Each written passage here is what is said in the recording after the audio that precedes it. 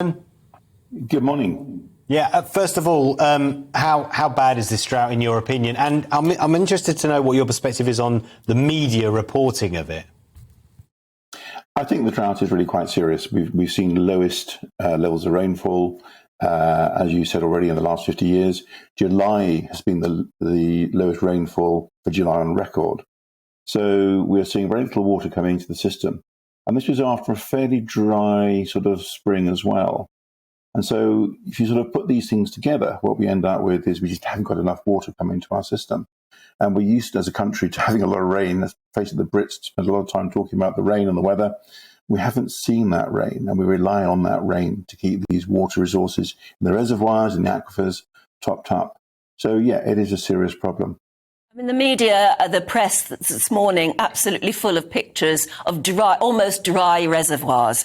Are we good enough at reserving our water, even in the good times? I mean, do we have the infrastructure set up properly to combat what is clearly going to be more and more drought?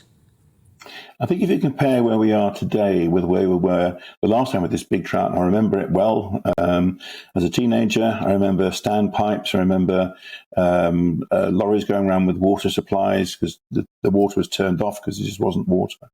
So if you compare us now to 1976, when we had the last big drought, we're much better prepared than we used to be. Now, a lot of people complain about leaks and, you know, the water companies are losing more water than we're using.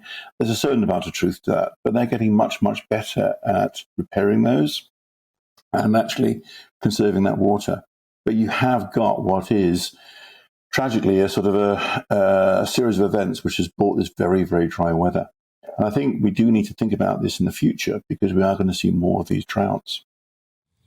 Simon, I was in Somerset yesterday, and what I found fascinating was we were at one reservoir, Wimbleball Lake, and there you could see visibly that the level had dropped. Drive 45 minutes to Durley Reservoir, and the water levels are fine. And so there's that contrast within Somerset itself, and then compare that to Yorkshire, which has way more rain than you get in Somerset, but they're facing a hosepipe ban, and Wessex Water have no plans to bring one in.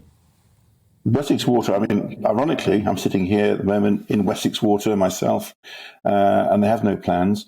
They're getting their water from a different source, and it depends where the authorities are getting their water from. So in the case of Wessex Water, they're getting them from pretty much from aquifers. And the aquifers at the moment are okay. However, if we carry on with this drought, those aquifers will drain, and Wessex Water will have to think about doing something quite dramatic come end of the year. So for the moment, Wessex Water are happy. Where you've got a lot of reservoirs, this very hot weather, not only are we not getting the rainfall, we're getting evaporation. And bear in mind that, you know, water authorities tend to keep certain reservoirs literally in reserve. They may also be pumping water between reservoirs. So the fact you've got one full, it's a bit like sort of, I guess, looking in the fridge and seeing you've got one full milk bottle, but all the others are empty, and you're saying, that's fine, I've got one full one, we've got plenty of milk for the next 3 weeks. So it is, you know, you've got to be careful when you see these things.